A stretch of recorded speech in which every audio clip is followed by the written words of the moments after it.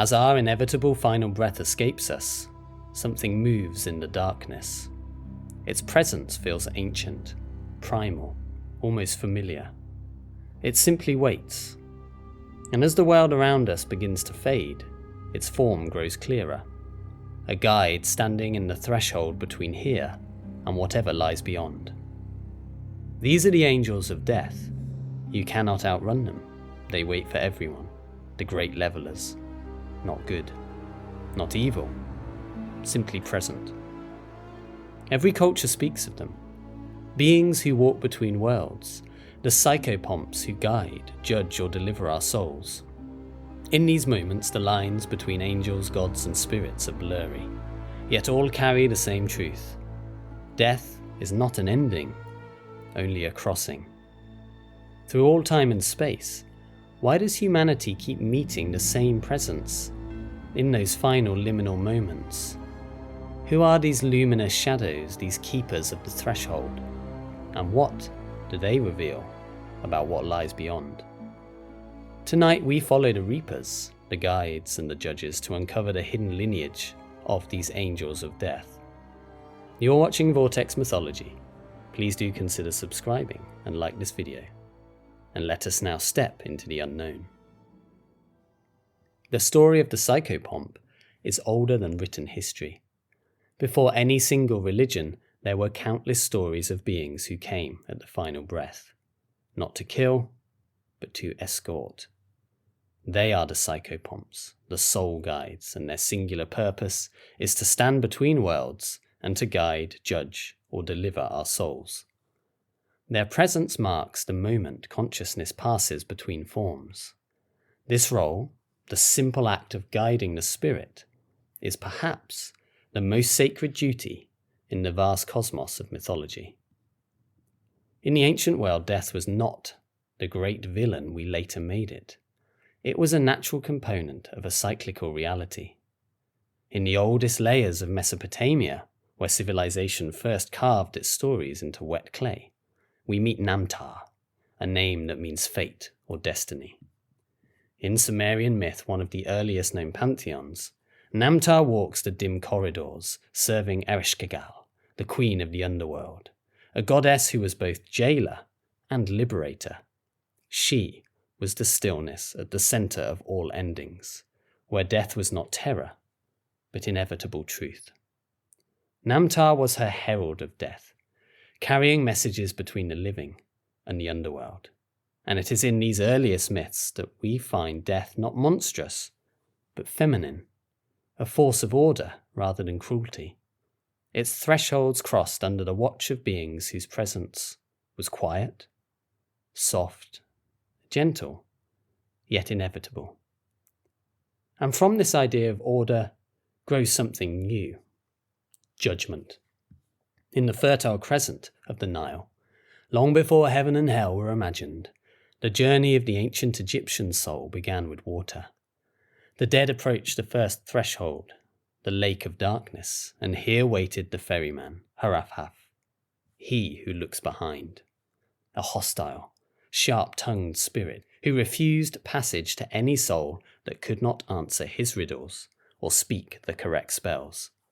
He did not judge, he did not guide, he simply controlled the crossing, and he made it clear that the dead must know themselves before they could move on. Only once the soul proved its right to board did the journey truly begin, and beyond the lake stretched Duat, the vast shadowed underworld of Egypt, winding through caverns, riverways, gates, guardians and fields both blessed and perilous. And it is here that the jackal-headed Anubis awaits. Where Harafhaf merely ferried, Anubis accompanied. He guided the soul through the twisting darkness of Duat, past serpent gods and lakes of fire, the 12 hidden gates of night. He was protector, witness, escort, ensuring the soul reached the hall of judgment unbroken. But guidance was not his only role. Anubis also weighed. Before the assembled gods, he placed the heart of the deceased upon his scales, balancing it against the feather of Ma'at, the living symbol of truth and cosmic order. Only after this weighing did the journey continue. Thoth recorded the verdict, and finally the soul stood before Osiris, the resurrected king, the ultimate judge who decided whether it would walk into eternal fields or be devoured by the waiting jaws of Ammut. In Egypt, death was not chaos. It was a journey, a trial, and a reckoning, a movement through darkness toward the silent throne of truth. This theme of balance and justice echoes far beyond the Nile. The idea that death is not merely an ending, but an evaluation, courses through the oldest belief systems we have. In early Judaism, the writings attributed to Enoch speak of angels appointed over both punishment and mercy, celestial beings who record deeds, measure transgressions, and stand witness to every soul. These angels do not simply escort the dead, they weigh them. They embody a cosmic bureaucracy where nothing is forgotten, and where every action tilts the scale of one's final fate. This notion of divine accountability, of souls measured rather than condemned outright, reappears again and again across the ancient world. Scholars call it Psychostasia, the weighing of souls, a motif born in Egypt's Hall of Duat, later woven into Hellenistic thought, Jewish apocalyptic texts, and Christian iconography, even Islamic eschatology. In Greek art it appears explicitly. The gods Hermes and Thanatos are depicted weighing the lives of heroes, determining who must fall and who may rise. In the early Christian traditions, Michael the Archangel adopts the scales of judgment, a direct inheritance from both Egyptian and Byzantine depictions of Psychostasia, carrying the feather of truth across cultures and centuries. And still further east, this balance takes on new forms. In the Vedic world, the god of death Yama presides over judgment. But he does not stand alone. His twin sister Yami embodies compassion, continuity, and the deep familial bond between the living and the dead. Where Yama administers the cosmic law, Yami offers the counterweight, a reminder that death is part of a cycle, not a punishment. Together they form one of the earliest expressions of dual-gender afterlife authority, a balance of stern justice and tender continuity.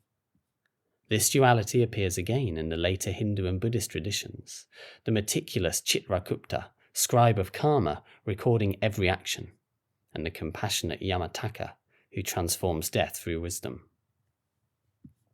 Even here, the pattern holds. Death is a ledger, a mirror, and a moment of weighing.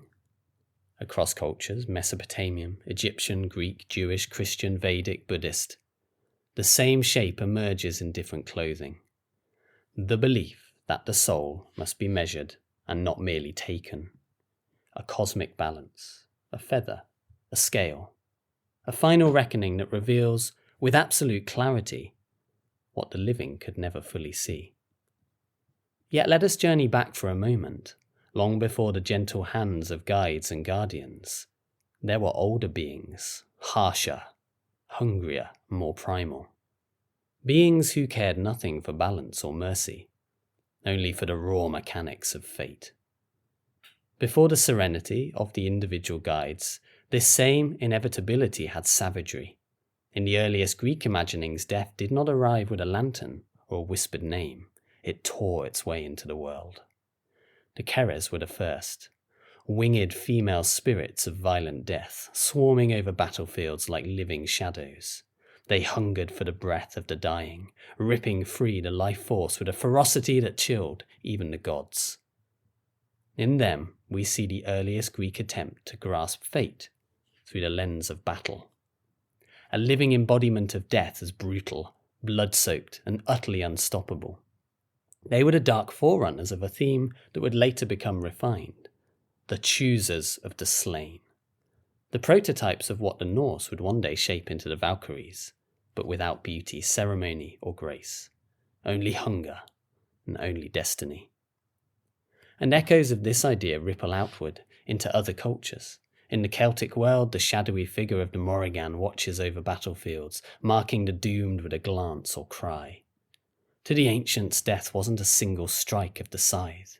It was a process, a moment where awareness changed shape, a crossing in which the physical world dissolved, but the self continued.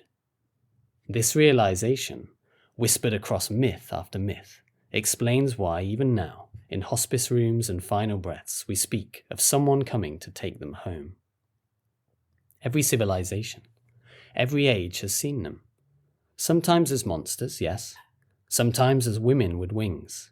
Sometimes as serene guides who reach out a hand in the dimming light. But always as the one who returns us. Back to the source. Back to the dark. Back to whatever waits beneath the surface of our final breath. In the great Abrahamic traditions, the psychopomp takes on a new form, the Archangel, a being who bridges heaven and earth, mortality and the divine. In Islamic tradition we encounter Azrael, he whom God helps. He is neither demon nor saint, neither punisher nor redeemer. Azrael stands at the boundary, separating soul from body with infinite compassion. In his care lies the sacred ledger, the heavenly book that holds every living name. When a name fades from its luminous pages, the soul is released. Not torn away, but gently unfastened from the body. In Sufi mysticism, Azrael is not feared at all. He is the friend, the final guide who waits patiently to deliver the soul from the narrow corridors of mortal life into the endless expanse of the eternal.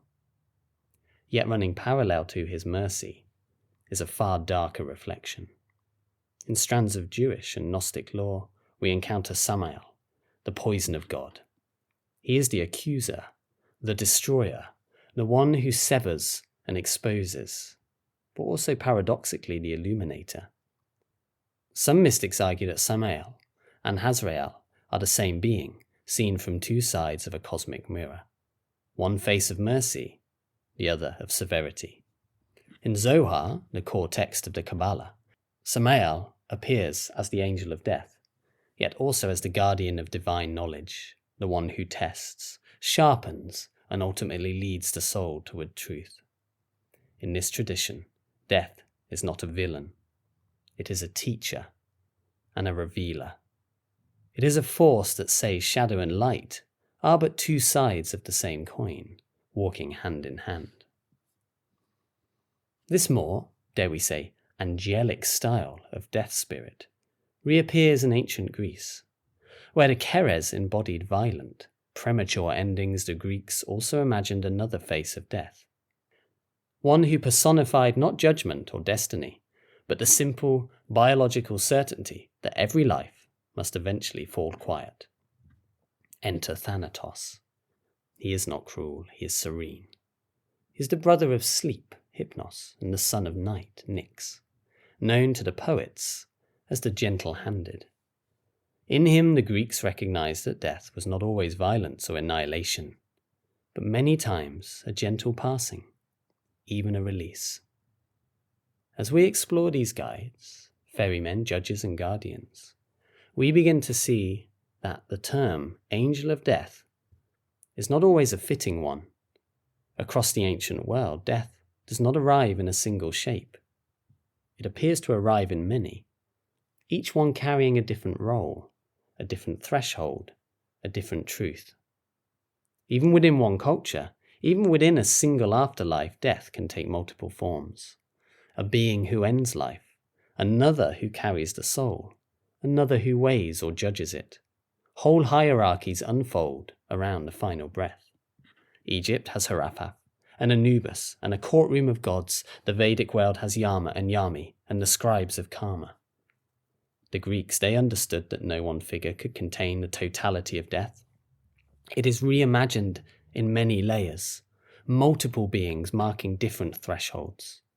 And so, while Thanatos was the quiet moment the breath leaves the body, Charon was the next step, the psychopomp of toll and passage, the ferryman of the river Styx.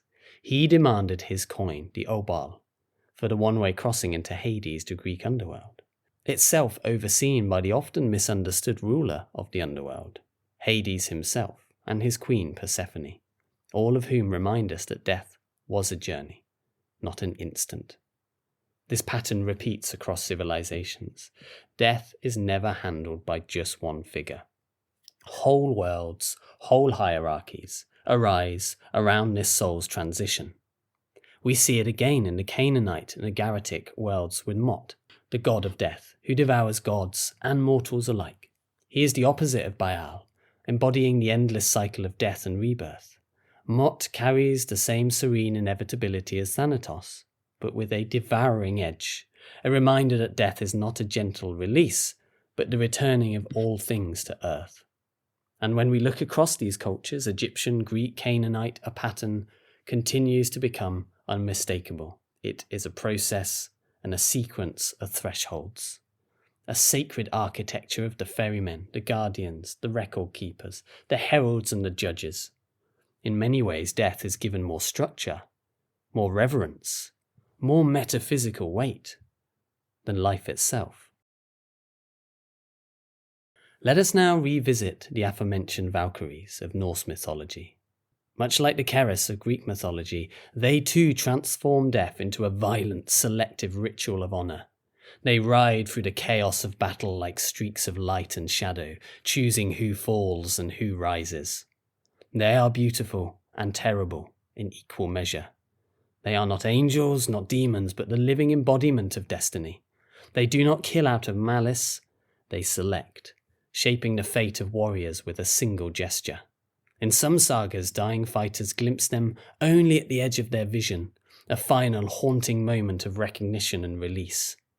Their master, Odin, though not a reaper himself, gathers the chosen slain into Valhalla, the hall of those destined to fight again at the world's end. In doing so, he earns the title skulls whispered for centuries, the All-Father, the chooser of the slain. Across the Irish Sea, the Celtic world holds its own harbingers of fate. Foremost among them is the infamous Morrigan, goddess of war, sovereignty and prophecy. She drifts over battlefields as a crow, circling the doomed not to kill them, but to announce what has already been decided. Her power lies not in violence, but in knowing. She is the inevitability of endings made manifest. To fear her is not to fear a monster, but to fear the truth of one's own mortality. And she too is echoed in the mournful banshee, whose chilling wail foretells a coming death. A cry of grief, yes, but also a strange kind of mercy, honouring the soul with warning before the threshold approaches. In Norse halls and Celtic plains alike, death is not as silent or abstract. It is personal, it is selective, it has a face, and it speaks. It is clear by now that the transition from life to death is sacred, nuanced, deep, and impossibly complex. And the beings involved in this passage cannot be neatly labelled angels of death, for they take many forms. The lines between their roles blur constantly. Guide, judge, traveller, witness, executioner, prophet, bringer of destiny. Even the boundary between these spirits and the gods themselves at times dissolves. Some are feared, some are revered. Most are simply one small part of something far greater. Even the boundary between these spirits and gods dissolves at times. Some are feared, some are revered. Most are simply part of a larger design. Across the ancient world, death was never this single figure. It was a sequence, a passing from one presence to the next, each shaping a moment of the soul's departure, a process. Over time, these presents became the symbols we recognize today. Not characters in story, but archetypes at the threshold, faces through which humanity tried to understand the great return that awaits us all. This complexity appears everywhere. In Japan, the Shinigami move silently through the mortal world, neither good nor evil, simply guiding souls to their appointed time so that cosmic harmony is maintained. Beneath the folklore lies the deeper, older story of Izunami no Mikoto, the primordial mother whose tragic death transforms her into the ruler of the dead. a reminder that creation and destruction are forever intertwined. In Korea, the Saja walk a similar path. Clad in black robes and broad-brimmed hats, they are the dignified messengers of the afterlife, neither threatening nor cruel, but resolute escorts who appear at the moment of death. Their task is simple, and it is absolute. Guide the soul to the underworld with solemn courtesy. In some folk tales, a Saja can be bargained with, delayed or even tricked, not out of malice, but because death itself is patient. Here too we see death not as a monster, but a messenger with a duty to fulfill. China approaches the afterlife as an empire of its own, a vast spiritual bureaucracy. Xianhua Huang presides over judgments, while the Oxhead and the Horseface Guardians bring the newly dead into this hall. The Heibai Wuchang, black and white impermanents, wander the mortal world, escorting souls who are lost or overdue, ensuring that no spirit lingers out of place. Death here is administration, law, and ritual, a mirror of the imperial court above. Even in cultures often overlooked by the wider world, similar shapes emerge. Among the Sami of the far north rides Rota, bringing death on a black horse across frozen wastes. In Inuit stories, Anguta carries souls to the underworld while Pinga receives them, another partnership rather than a single-handed figure of death. In the Philippines, the goddess Magwayan ferries the dead across the dark waters, while in Indonesia, Batara Kala devours the unworthy dead. Slavic tradition speaks of Morana, whose winter chill brings death to the land itself, reminding us that mortality follows the same cycles as the seasons. And in Indigenous Australian tradition, ancestral beings lead spirits into the dreaming, where death is not an end, but a rejoining of a world and soul across a veil that is already extremely thin. Across Europe, the familiar shapes of folklore continue the pattern. In Celtic Brittany, the Ankou drives his creaking cart through the night, gathering souls without cruelty or favour, merely fulfilling the duty assigned to him. His hooded silhouette and tireless rounds make him one of the earliest shadows of what would become the Grim Reaper, a prototype of death's silent collector. In the Aztec world, Mictlantecutli awaits at the end of ninefold descent, skeletal and still, keeper of order rather than torment. And in the modern age, new incarnations of ancient truth rise.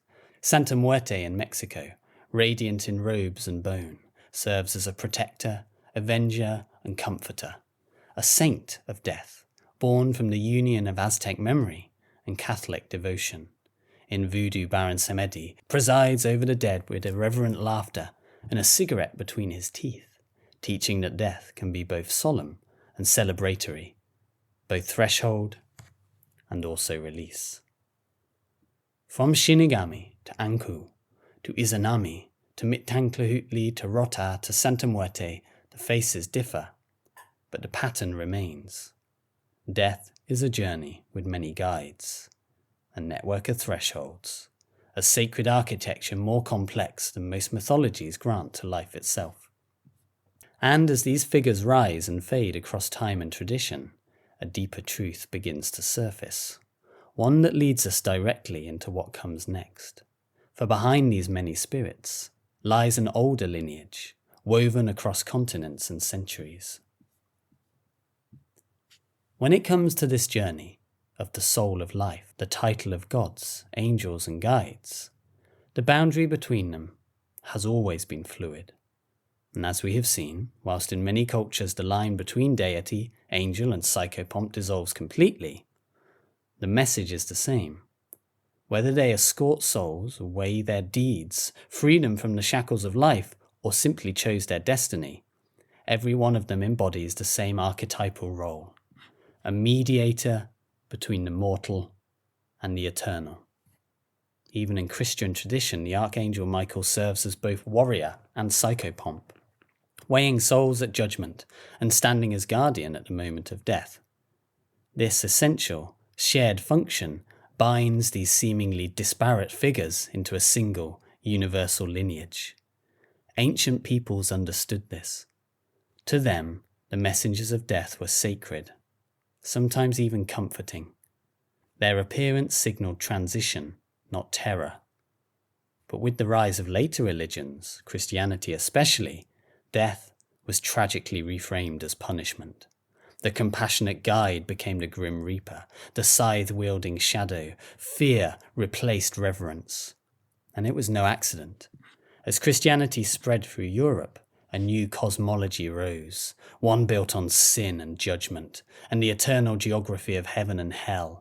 Death was no longer a crossing, it became a verdict. Across sermons and scripture, the afterlife transformed into a moral threat. The fires of hell, once vague metaphors, hardened into literal torment. A punishment used to shape behaviour, enforce obedience, and keep entire societies in line. Even the complex figures of darkness became blurred.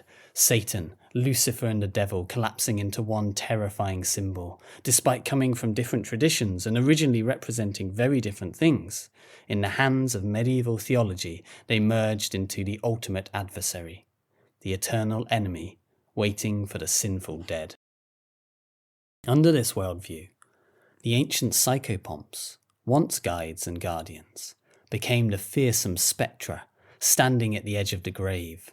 Death was reimagined not as a return, but as a threat hung over the living. And yet, despite this cloak of terror, an older truth still lingers beneath the surface. Even the reaper holds a hidden gentleness. He does not kill, he harvests. He cuts what is already ripe, ready for the next stage of a cycle older than heaven, older than hell, and older than sin itself. This softness is the truth beneath the terror, a memory of what death once was before fear took its place. Even for the initiated or the most devout of ancient yogis, for anyone truly ready, there is always a moment of hesitation, a stillness like a caged bird pausing at the open door, wings trembling before the leap into eternal freedom. Because death is unknowable, the ultimate void. So we give it faces, wings, robes, feathers and smoke. These forms make the infinite human-like and familiar, maybe even comforting. The angel of death is the shape we give to our surrender. The psychopomp is the mirror of our spiritual readiness. The darker the figure, the greater the fear we project onto the unknown. When gods became angels, and angels became shadows, the only thing that really changed was how we viewed them. The angels of death are the ultimate mirror of mortality, reflecting our relationship to impermanence. When feared, they can appear monstrous. When accepted, they appear radiant. It is the same being seen through the shifting lens of love or terror. The human need for order, the horror of death comes from the loss of control, the fear of dissolving into chaos. And yet mythologies across the world insist on one thing. Death has structure. Every psychopomp, every guide, offers a pattern to the unknown. The solemn weighing of the heart, the balanced scales of karma, the measured, inevitable flight of the soul. These rites remind us that death, even in its finality, obeys a greater meaning. Even the ancient Egyptian concepts of the soul, the ba, the traveller, the ka, the vital essence, show a duality of departure and return, a meticulously organised passage rather than oblivion. And the universal appearance of the psychopomp animals, ravens, dogs, owls, horses. This reveals that death's companions may arrive in the humblest of forms. Even the pale horse of Revelation, ridden by death and followed by Hades, presents apocalypse, not as annihilation, but as unveiling, the truth made visible at last. Mystics across time saw death not as extinction, but as awakening, the veil lifting, To die is to see clearly. To live well is to die consciously. The angel of death becomes not the destroyer, but the teacher. In many African and indigenous traditions, death is integration. The ancestors remain guardians, a final reconciliation between body, story, and spirit. Even in Norse myth, after Ragnarok, the sons of Thor, Modi and Magni, survive holding the echoes of divine consciousness, showing that destruction is never the end of the tale. In Buddhist thought emerges the purest expression of the angel of death archetype, the bodhisattva of compassion, Avalokiteshvara, the being who delays their own enlightenment so that all others may cross the final threshold into truth, not destruction but deliverance, not fear but infinite mercy. They reveal the final face of transition, compassion itself. Perhaps there was never an angel of death at all, only the shadow of our awakening, standing at the threshold, waiting to lead us home. Whatever conclusion you personally draw from all of this, if any at all, it is clear that the angels of death are not monsters. They are the memory of what we are, guides, messengers, and bridges between worlds. They carry the profound truth at the heart of every human life that the end is simply the beginning of the journey home. If this journey moved you, explore our other stories of the fallen, the forgotten, and the divine, because even death is not the end, simply part of a great cycle.